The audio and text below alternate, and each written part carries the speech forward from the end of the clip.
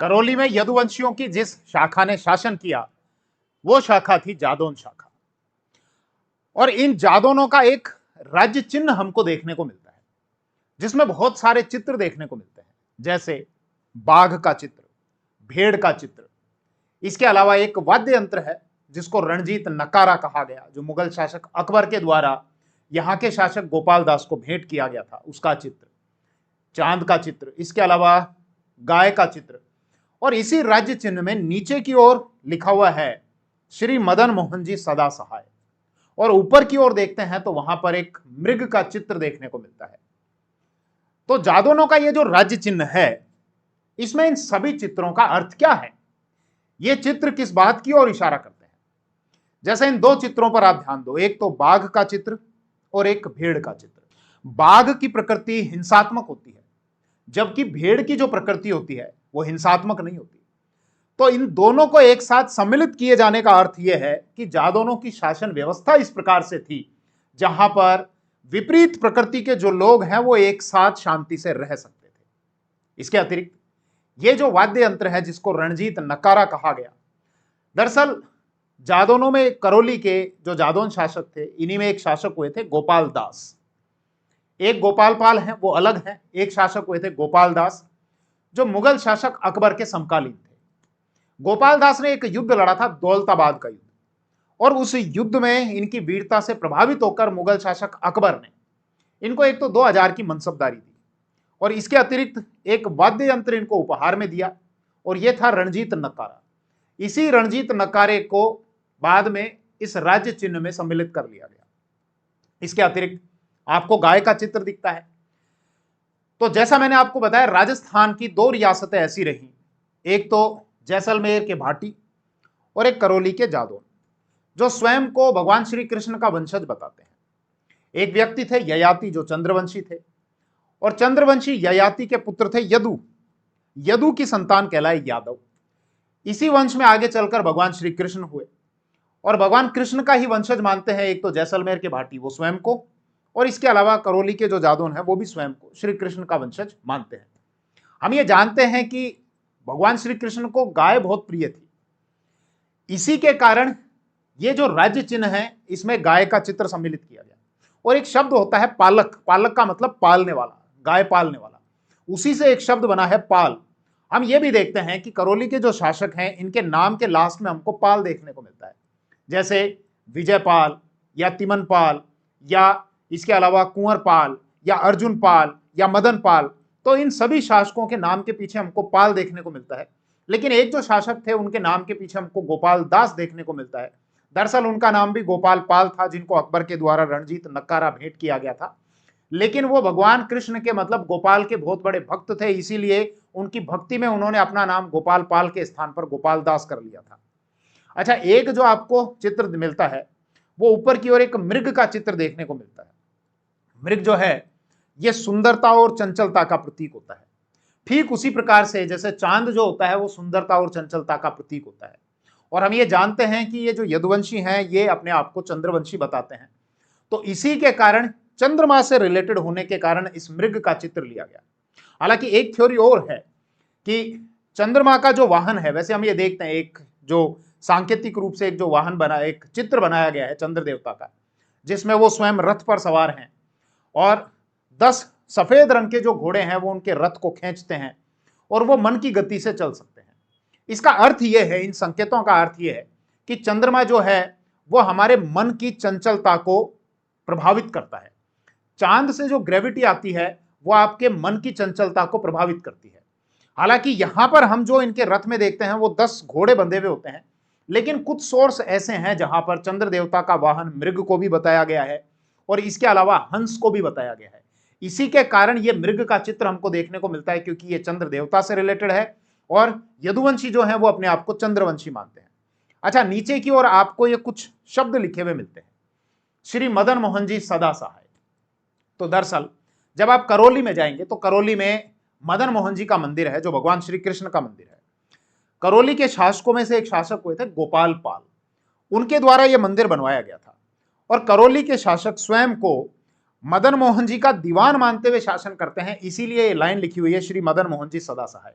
अब मैं जानता हूं आपके मन में कंफ्यूजन होगा कि सर मदन मोहन जी का मंदिर तो कामा में है, कामा जो कि डीग में आता है, राजस्थान का एक नया जिला बनाया गया है डीग, और कामा वहां पर आता है। तो बिल्कुल सही बात है, मदन मोहन जी का एक मंदिर कामा में भी आता है, लेकिन वो मंदिर वल्लभ संप्रदाय से रिलेटेड है, जबकि ये जो मंदिर है ये गौड़ीय संप्रदाय से रिलेटेड है। अच्छा, करौली के ये जो शासक हुए जादौन, इनकी आरंभिक राजधानी करौली नहीं थी, आरंभिक राजधानी बयाना थी। बयाना के बाद फिर तिमनगढ़ को राजधानी बनाया और बाद में मोहम्मद गौरी ने यहां पर अटैक किया था। उस समय यहां के शासक थे कुंवरपाल, कुंवरपाल से वो छीन लिया गया था। थोड़ा सा मैं इस विषय पर आपके साथ बात करता हूं। बात है 1040 ईस्वी की, और मथुरा के क्षेत्र से एक व्यक्ति आए राजस्थान की ओर। वो व्यक्ति थे विजयपाल, और 1040 ईस्वी में विजयपाल ने बयाना के क्षेत्र में जादौन वंश की स्थापना की। मतलब यहां जादौनों के वो संस्थापक थे। कहां से आए थे? मथुरा से। महाजनपद काल में मथुरा सूरसेन महाजनपद की राजधानी हुआ करता था। हालांकि करौली को जब हम देखते हैं तो करौली दो महाजनपदों के अंतर्गत आता था। एक तो मत्स्य महाजनपद, जिसमें अलवर, भरतपुर, धौलपुर और करौली का क्षेत्र आता था। इसके अलावा जयपुर का भी कुछ क्षेत्र आता था। लेकिन अब जब राजस्थान में कुछ नए जिले बनाए हैं तो इसमें आपके अलवर, भरतपुर, धौलपुर और करौली तो हैं ही, इसके अलावा डीग का क्षेत्र भी हो गया, कोटपुतली बहरोड का क्षेत्र भी हो गया, खैरथल तिजारा का क्षेत्र भी हो गया। तो एक तो करौली का जो क्षेत्र है वो आपके मत्स्य महाजनपद में आया करता था, और इसके अतिरिक्त सूरसेन महाजनपद में भी आता था।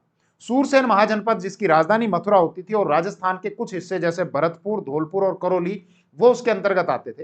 तो विजयपाल ऐसे प्रथम व्यक्ति थे इस वंश के जो मथुरा के क्षेत्र से यहां पर आए, और उन्होंने बयाना को, बयाना जो भरतपुर में आता है, उसको अपना स्थान, अपना केंद्र बनाया।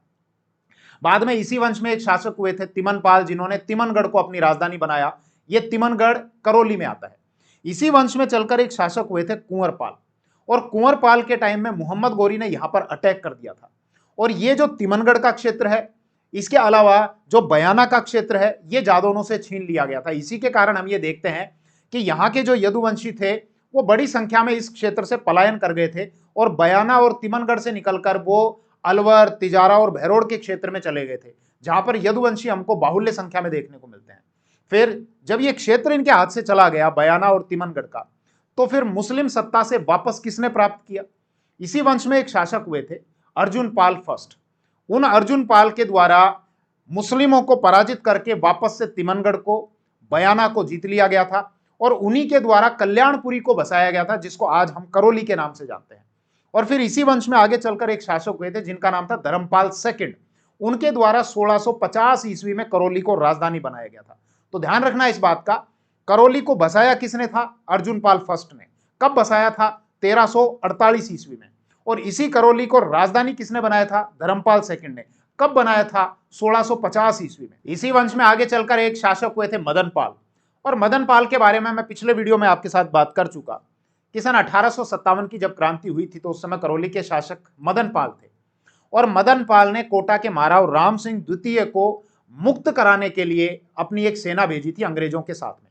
वहां जब क्रांतिकारियों का अधिकार हो गया था कोटा के नगर प्रशासन पर, तो एक अंग्रेज अधिकारी था रॉबर्ट्स अपनी सेना लेकर गया था। करौली के मदन पाल ने भी अपनी 1000 फौजियों की जो सेना है, 1000 फौजी उसके साथ में भेजे थे, और उस सेना ने जाकर कोटा के महाराव राम सिंह सेकंड को वहां से मुक्त कराया था, और क्रांतिकारियों के कब्जे से कोटा के नगर प्रशासन को स्वतंत्र कराया था। उसकी मैं पिछले वीडियो में आपके साथ में बात कर चुका था। इसके बाद आगे एक शासक हुए थे हरबख्श पाल, और हरबख्श पाल करौली के ऐसे शासक हुए जिन्होंने करौली रियासत की ओर से ईस्ट इंडिया कंपनी के साथ में संधि की थी। दरअसल राजपुताना के शासकों ने ईस्ट इंडिया कंपनी के साथ में दो प्रकार की संधियां की, एक तो 1803 की संधियां और एक 1817-18 की संधियां। सबसे पहले 1803 की जो संधियां हुई थी इनको कहा गया सहायक संधि, और सहायक संधि सबसे पहले भरतपुर रियासत की ओर से की गई थी। भरतपुर के शासक थे इस समय रणजीत सिंह, और सहायक संधि दूसरे नंबर पर अलवर रियासत के द्वारा की गई थी। लेकिन बाद में 1817-18 ईस्वी में अंग्रेजों के द्वारा अब विस्तृत और व्यापक संधियां की गई थी, जिसके बारे में मैं 1857 की जो क्रांति हुई थी उसमें आपके साथ डिटेल से चर्चा कर चुका कि अंग्रेज क्या करते थे, रियासतों में अपनी फौज रख दिया करते थे, और ये कहा करते थे कि यहां पर हमारी फौज रहेगी, और यदि कोई दूसरी रियासत आप पर अटैक करती है तो आपकी तरफ से हम लड़ेंगे।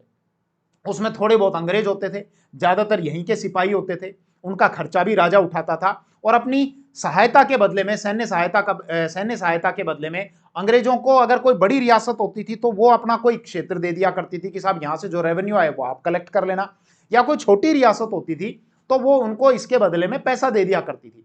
तो अंग्रेजों की फ्री फोकट में यहां पर सेना पल जाती थी कि उनकी सेना भी पड़ रही है हर रियासत में, क्योंकि हर रियासत के साथ उन्होंने संधियां कर ली थी। अब ना तो ये रियासत इस पर अटैक करेगी ना ये रियासत इस पर अटैक करेगी, फ्री फोकट में अंग्रेजों की सेना भी पड़ जाएगी। अंग्रेजों के पास में फ्री फोकट में बहुत बड़ा क्षेत्र भी आ जाएगा, क्योंकि रियासतों को उनको क्षेत्र देने पड़ते थे जहां से वो रेवेन्यू ले लिया करते थे। और अंग्रेजों की आर्थिक स्थिति भी मजबूत होती चली गई, क्योंकि अंग्रेजों को रियासतों के द्वारा पैसा दिया जाता था अपनी सहायता के बदले में। तो ये जो संधियां हुई थी 1817-18 की, इनको आश्रित पार्थक्य की नीति के तहत की गई संधियां कहा गया। और इसमें सबसे पहले अगर किसी रियासत ने संधि की तो वो करौली रियासत थी।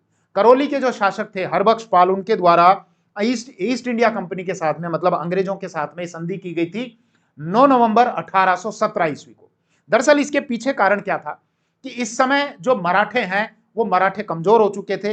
अंग्रेजों और मराठों के बीच में 3 युद्ध हुए थे, जिसमें 1817 ईस्वी में यह अंतिम युद्ध था जिसमें अंग्रेजों ने मराठों को निर्णायक रूप से पराजित कर दिया था और मराठा संघ को भंग कर दिया गया था। तो इसीलिए अब रियासतों ने यह देखा कि मराठों के द्वारा यहां पर जो अटैक किए जा रहे हैं और अब एक बड़ी सत्ता के रूप में, ताकत के रूप में अंग्रेज उभर रहे हैं और वो ऑफर दे रहे हैं कि हम आपकी रक्षा करेंगे, तो क्यों ना फिर अंग्रेजों के साथ में संधियां कर ली जाए।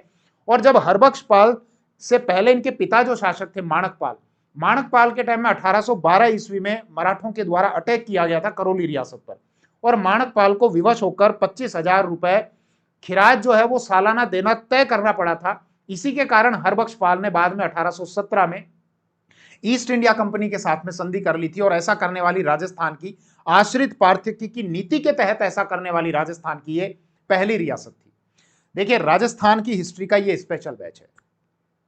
अगर आप इस बैच को और ज्यादा डिटेल से ज्वाइन करना चाहते हैं और कंप्लीट राजस्थान हिस्ट्री बहुत डिटेल से पढ़ना चाहते हैं और पूरी राजस्थान हिस्ट्री सबसे बेस्ट तरीके से पढ़ना चाहते हैं, तो कंप्लीट बैच भारद्वाज क्लासेस की एप्लीकेशन पर अवेलेबल है। उसमें राजस्थान हिस्ट्री के A to Z सारे टॉपिक आपको अवेलेबल होंगे।